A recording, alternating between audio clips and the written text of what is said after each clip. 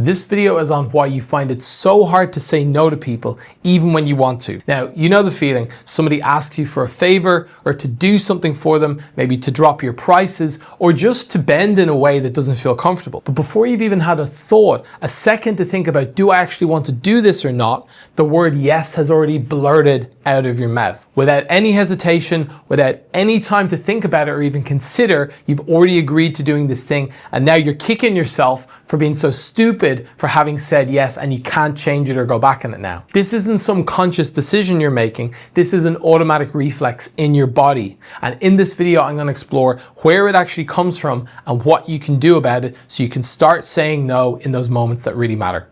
So we want to explore the mechanism of where the automatic yes or the inability to say no comes from. So let's imagine someone asks you a question, like we said, and we technically have a choice point of yes or no. But what's happening in this example is no is just being completely erased from the choice point and question equals automatic yes, okay? So that's what we can call a reflex. Now, a reflex isn't coming from the conscious mind, it's coming from what we could call the autonomic or the automatic nervous system, okay? So the same part of the body that is controlling your heartbeat, your digestion, things like aging, your five senses, breathing, all the things that you don't have to think about, okay? In some level, this reactive response is wired in on that same level as all these unconscious things that are happening in the body, these processes, okay? Now, that can be classed in the same category as these survival responses. So fight, flight, and freeze are the ones people know. And then we have a fourth one called fawn, okay? Which is the pleasing response. So let's imagine 5 different people get asked to do a favor for someone, okay, that they maybe don't want to do. The first guy, who maybe has access to the word no, thinks about it and says, actually, no, that's not for me, sorry, okay? But then the next guy gets angry. Why would you ask me to do that? The next guy goes, oh, let me get back to you, and disappears, okay? Never hear from him again. Then another guy just shuts down and just can't talk and just is like, oh, I don't know, And then this guy goes, yeah, no problem at all. I'll do that for you, yes, okay? So what we're seeing is 5 different people, but each one playing out a different version of a survival response, which is again linked to this automatic or autonomic nervous system, okay? So for the person who can't say no, if you're someone who finds it hard to say no to people, you're probably just running this one, okay? If the video is titled, Why I Get Angry When People Ask Me to Do Things, and you had searched that and were watching it, then I'd be giving you very different advice, okay? But the advice for you as the person who finds it hard to say no is the fawn response. So the question we want to ask then, if the fawn response is your go-to, the question is why? Why is it that you do this all the time? That you just jump to a yes without even having an option, okay? And this reflex, okay?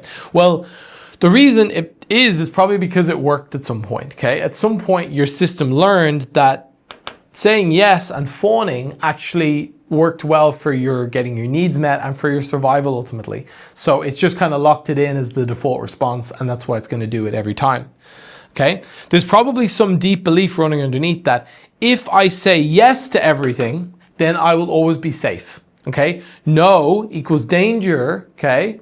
That's why we're not allowed to go there. It's just not even on the menu, okay? So yes, the belief is if I just keep saying yes to everything, to everyone all the time, then life will be fine. And it's always worked for me. So if I just keep doing it, I will manage the consequences. Let's look at this through the analogy of poker as to why someone would default to a yes all the time, okay? If you've got your entire life savings on the table and you're considering to bet, but you think the other guy might have better cards, you're not gonna bet that, you're gonna fold. You're gonna always assume the worst and protect yourself at all costs. So in this case, the fawn response is just folding and giving the other person whatever they want to avoid losing that which is most precious to you, which is basically your safety and your needs, okay? Now, you might think that this is a strategy you can keep doing indefinitely for the rest of your life, but of course there is a cost, okay? Which is things like being overcommitted. If you keep saying yes to people, then at some point you're going to take on too much, which will lead to overwhelm, stress, and ultimately some form of burnout at some point. So maybe you've already experienced at some point in life giving and giving and giving so much, even past the point of what you've got left in the tank, and then being left, empty and resentful and frustrated and without any energy left for yourself, and kicking yourself and angry at yourself and so annoyed. How did I get to this situation? How did I end up being so weak that I ended up in this place? But it's because of this automatic yes response, this reflex, which basically drove you into it, which feels like you don't have a choice in it, okay? Which makes it even harder, but we still end up suffering the consequences. So if you're someone who finds it hard to say no, you might be asking now, what do I do actually about this, Pete? How do I move forward? How do I start to change this pattern, this fawn response, so I can start to do something different in my life? Well, the first thing is recognizing cognitively that you are running a pattern. It is a reflex, and even though that's annoying, at least now you have awareness of it, so you can start to change it. You can understand more what's happening underneath. The second thing to think about is to go to that worst case scenario, okay? If I was to put no back on the menu here, okay, and actually say no to someone in that crucial moment, what is the worst case irrational fear that could happen, okay? Usually there's a phrase I give around this time, which is that if it's hysterical, it's historical, okay? So if cognitively you know that saying no isn't that big a deal, but your body feels like the world will end if you do say no, then we can pretty much accurately say that it's something from your past that is influencing this. So some deep fear from earlier in life that has been installed or that's happened, and now when you think about saying no, it's being reactivated or triggered in your body, okay? So being able to sit with that and be with that potential worst case scenario and be like, hey, that's pretty gnarly, but at least I'm aware of it now and I think I could survive this, can start to allow it to integrate on a deeper level.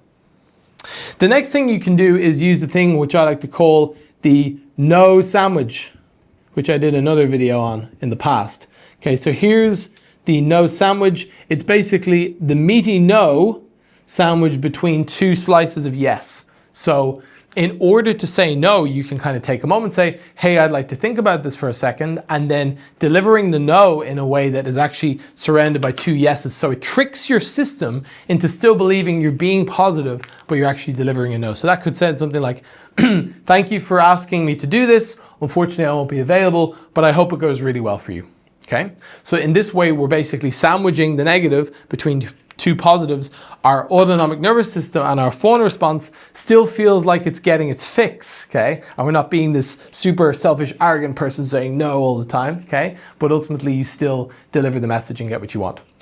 And then, of course, as I suggest in many of my videos, the deeper work at some point has to be doing the deeper embodiment processing, somatic work, nervous system work, breath work, something that's getting to the core of what's driving these fawn responses, because this autonomic nervous system shit is not something that you can change with more thinking, more therapy, more meditation, more breathing exercises alone at home. It needs to be something that is supported on a deep level by a practitioner that helps you to process and move and get rid of some of these things that are driving this unconscious response. And what I've found through my own journey is when in the past I used to just automatically agree to things, say yes, and kick myself after, it creates the space to actually sit back and go, what do I actually want here, Wow, I'm even allowed to want things. That's pretty cool, okay? That's new, okay? So it starts to open up new pathways and new choice points on the menu that weren't even available before, which honestly feels like a second chance at life if you're someone who's been basically going through life feeling pressured, stressed, overwhelmed, overcommitted all the time. There's a spaciousness and a freedom that comes from that, which is priceless, and I want that for you.